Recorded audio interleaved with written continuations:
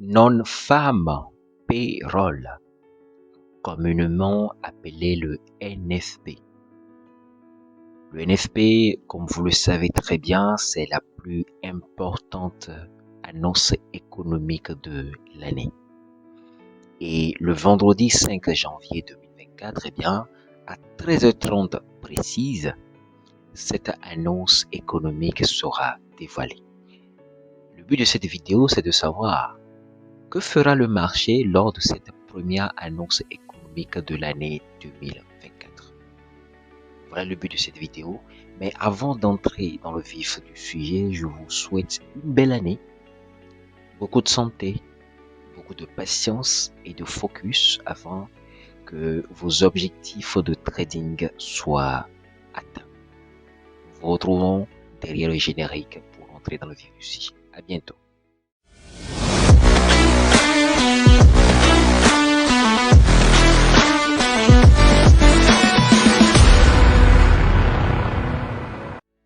Bonjour chers amis, Kwame Forest, j'espère que vous allez bien.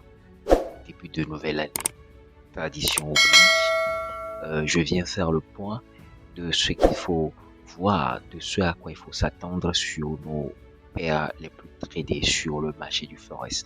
Alors comme je le disais dans l'introduction, vendredi 5 janvier, 13h30 NFP. Donc lorsque vous allez sur le calendrier des annonces économiques, notamment investing.com, vous allez voir que les prévisions disent que le dollar risque de chuter. D'accord?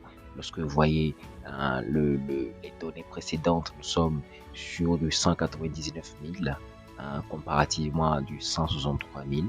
D'accord?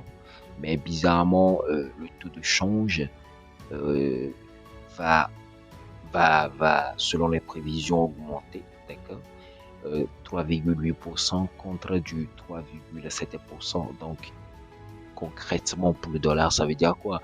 Ça veut dire que si le taux de chômage augmente, ça veut dire que c'est mauvais pour le dollar.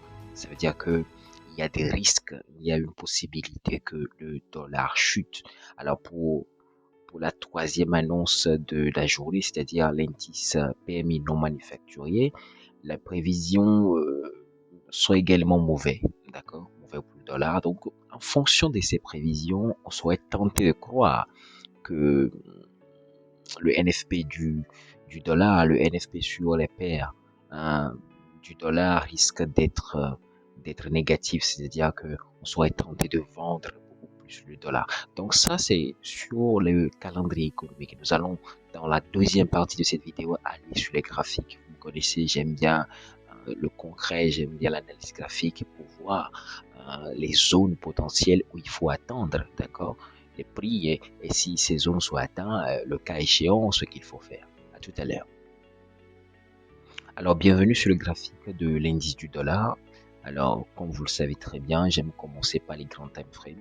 Et début d'année oblige, je m'en vais déjà dans les time frames de monthly pour voir ce que le prix il a donné. Donc, en monthly, quelle est la structure du marché? En monthly, nous voyons que l'indice du dollar a fait des hauts de plus en plus hauts. C'est-à-dire que l'indice du dollar, le 1er février 2017, a cassé ce haut pour aller ensuite nous donner ce haut. Donc, tout ce qui se passe entre ici, le 1er juin 2021 jusqu'au 3 octobre 2022 n'est qu'un retracement.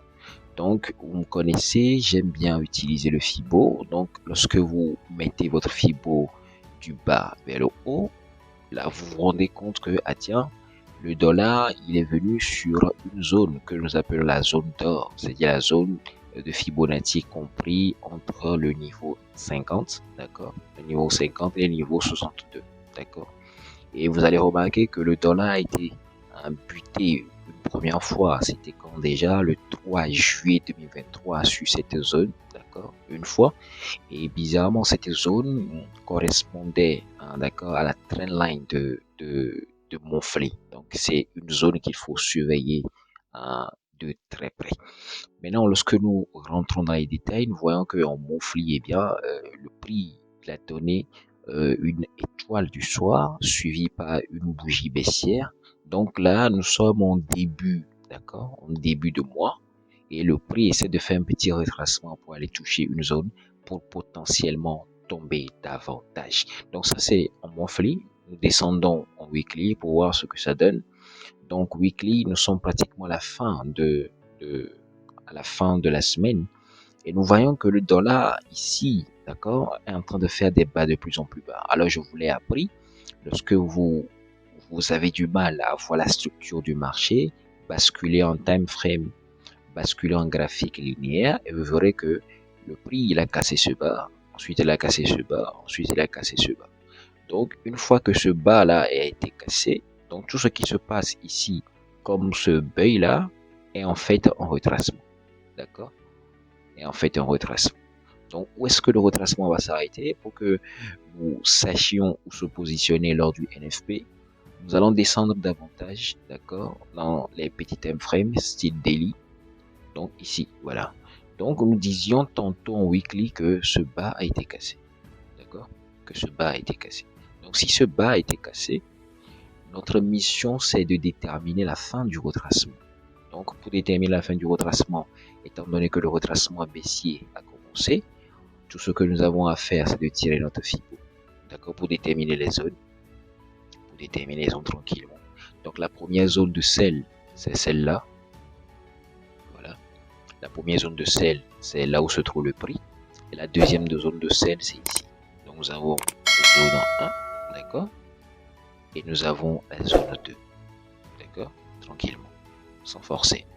Donc ça veut dire que le prix, s'il arrive, il est déjà arrivé ici, le prix peut se retourner ici, ou bien le prix peut se retourner dans cette deuxième zone. Mais encore, nous sommes en délit, d'accord. Donc il faut descendre beaucoup plus bas pour voir ce que le prix fait. Lorsque vous allez en 4 heures, vous verrez que le prix est en train de faire des hauts de plus en plus haut. D'accord? En 4 heures, tranquillement, le prix, il est en train de faire des hauts de plus en plus haut.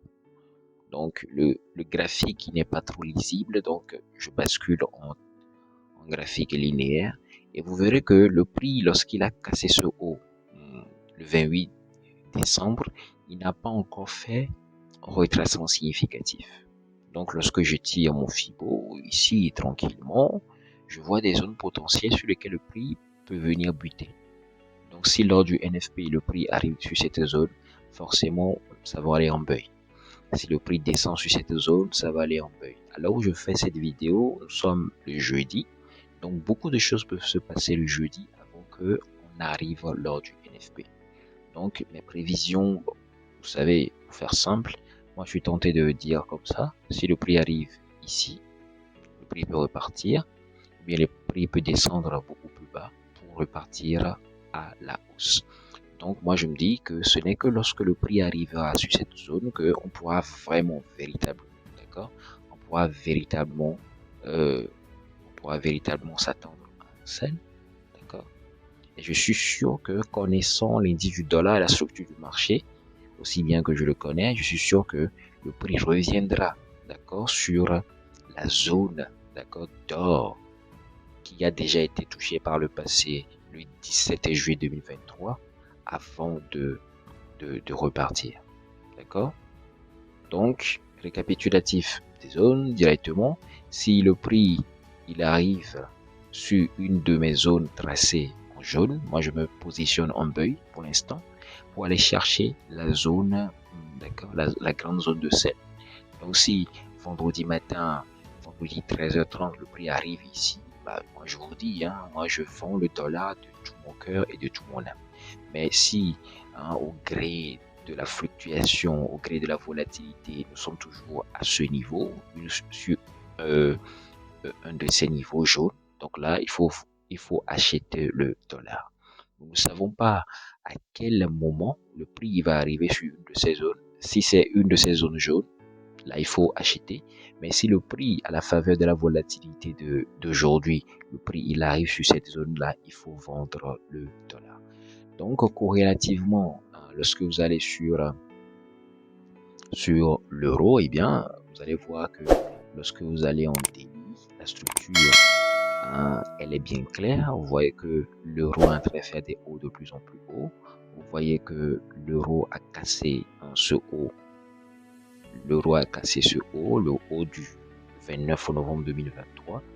Donc, étant donné que le retracement a débuté, il est probable que l'euro, si on tire le FIBO, l'euro se retourne ici, étant donné que l'euro est déjà sur la zone, la zone de la zone d'or, mais il est également probable, d'accord, il est également possible tout à fait que l'euro nous fasse un petit retracement, d'accord, un petit retracement en beuil avant de tomber sur une de ces zones en profondeur et avant de repartir, d'accord, avant de repartir. Tout est possible. Donc c'est la raison pour laquelle j'ai tracé ces zones pour que vous voyez clairement la direction que risque de prendre les prix. Voilà. Donc quand vous allez en H4, moi si l'euro retourne sur cette zone tracée en violet, eh bien, moi, je vais vendre je vais vendre l'euro, d'accord? Parce que nous voyons que le prix, il est en free fall, il est en chute libre. Donc, étant donné que ce bas a déjà été cassé, donc si vous tirez le FIBO du bas, du haut vers le bas, eh bien, vous avez une belle zone potentielle qui équivaut, d'accord, dans le passé récent à un bloc de contrat. Donc, nous avons quelque chose comme ça, un petit retracement haussier, d'accord, qui soit ensuite suivi par une baisse. Et si on prend la baisse ici, on risque de sortir sur une de ces zones-là. Et si nous trouvons des confirmations, on peut valablement se positionner en beuil. Donc voilà le récapitulatif des grandes zones où il faut attendre et l'indice du dollar et l'euro USD. Donc attendez les prix dans ces zones-là, d'accord? Et lorsque vous verrez vos confirmations, prenez vos positions, placez le stop loss, placez le take profit et voilà. J'espère vous avoir apporté de la valeur ajoutée. Si vous avez des questions, laissez-les en commentaire. Je vous ferai un plaisir d'y répondre comme d'habitude.